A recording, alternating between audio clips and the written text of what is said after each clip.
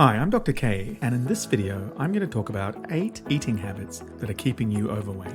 And as you watch this video, you can check out how many of these apply to you. The habits I'm talking about are ones that I see in my clients all the time. Now, you may or may not know I run a weight loss clinic where I only see women over 40. My usual client is someone who's been on every diet under the sun. They're so frustrated with their weight, but they don't know what to do next. So I help them to take control of their eating and weight once and for all, and to do it in a natural way by changing their relationship with food. So a big part of my job is identifying the habits that are holding my clients back. So let's count down the 8 habits now. Number 8, eating light. If you're trying to manage your weight, would it make more sense to eat heavy or to eat light? Of course, it seems to make sense to eat light. Seems like a good habit, but is it? Eating light often translates into things like skipping meals, eating small meals, and eating unsubstantial meals, for example, a green salad with no protein. This might seem like a good idea, but it often backfires. For example, imagine that you ate something light that was inadequate for lunch. What happens around 4 p.m. is that you start feeling hungry. So what do? Of course you snack. And the snacking won't be regular snacking, it will be snacking that is chasing the feeling of satisfaction and substantiality that you should have got from lunch. In other words, by eating light during meals, you've made yourself more likely to lose control between meals. It's like robbing Peter to pay Paul. Many people will interpret this excessive snacking as a lack of willpower, but it's just that you need to have a proper meal. Number 7, having an unhelpful food environment. Imagine this scenario. 2 people working at their desk in an office. Both are partial to chocolate. One has no chocolate on their desk. The other has a large box of chocolates on their desk. Who is going to end up eating more chocolate? All things being equal, it'll be the second person. The chocolate is right there. Every time they see it, which will be all the time, they have a conversation with themselves. Should I have one? No. Should I have one? No. Should I have one? I'll go on. If you're surrounding yourself with tempting snacks, you're making it much harder to lose weight.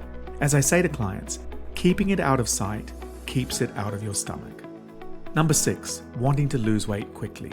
People who yo-yo diet often have the view of eating and weight loss that the quicker the better. If they have to unpleasantly starve themselves, it's okay for them as long as they can lose weight as quick as possible. But what happens is that if you starve yourself to get quick results, you might lose some weight, but you're not going to stick to it for long. And when you come off the diet, you go back to normal eating and gain back the weight. Remember, weight loss is only successful if it's long-term. So this is very hard to accept for some, but when it comes to weight loss, it's not whether it's fast, it's whether it lasts. Number 5, emotional eating. Many of my clients, when they first come to see me, talk about emotions driving their eating, whether that be sadness, anger, boredom, loneliness, and mostly, even if someone is aware of the problem, they're not really sure how to deal with it. This is because most diets or weight loss programs don't really talk about how to solve emotional eating. Their default advice is just don't do it. In other words, use your willpower to stop yourself emotional eating.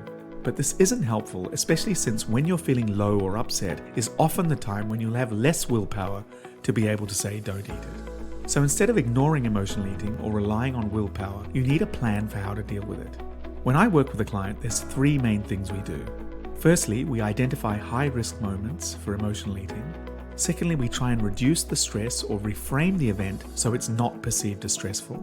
Thirdly, we find different responses to stress instead of emotional eating. Replace it with a behavior that is more healthy and empowering. The main point here is that dieting doesn't help emotional eating. Figuring out how to handle emotional eating helps emotional eating. Number 4, the 2 phases of life. For many people who are overweight, they have 2 phases of life, dieting and overeating. If they're not dieting, they're overeating. If they're not overeating, they're dieting. And they just switch between these 2 phases of life continuously, sometimes for decades. The way you overcome this is by introducing new, sustainable habits that allow you to manage your weight that you can do forever. This stops the boom and bust of yo-yo dieting. If your new habits help you to lose and maintain your weight, you don't need to turn to dieting, and you won't be overeating either. To find out more about these new habits and how to introduce them into your life, check out my free training. The link is in the description below. Number 3, avoiding hunger. So I've had many clients over the years who felt that the purpose of eating was to avoid hunger. They felt like hunger was a terrible, terrible sensation to be avoided at all costs. So they were eating to prevent feeling this sensation. For example, I've had some clients who would eat a lot of food last thing before going to bed because they dreaded waking up hungry. Two things are usually at play here. Many of these people had been on horrible, very low-calorie diets where they felt hungry and miserable all the time, and they never wanted to feel that again. The other thing at play is the fear that feeling hunger would lead to a loss of control of eating. But by falling into this trap of avoiding hunger, their eating had become detached from their actual needs. Hunger is not the enemy, it is your friend. By connecting with your natural feelings of hunger and fullness, your body becomes your ally, helping you to manage your eating and weight. And this all begins by realizing that it's okay to experience hunger. You don't want to be hungry for hours and hours during the day, like you might have been on some diets, but it's okay to feel hungry half an hour or 1 hour before your next meal. Number 2, expecting perfection. A lot of people think that healthy eating or reaching their ideal weight involves eating perfectly. That means never overeating, never eating bad foods, never messing up. This sort of expectation of perfection actually backfires because perfection is impossible. And so any day that you do end up overeating, you'll feel discouraged, despondent, you'll think I've messed it up, and then you'll be more likely to binge or even worse, to give up. Accept that when it comes to eating, you're never going to be perfect. And that's not the point anyway. Accept that and be okay with it. Be gentle on yourself.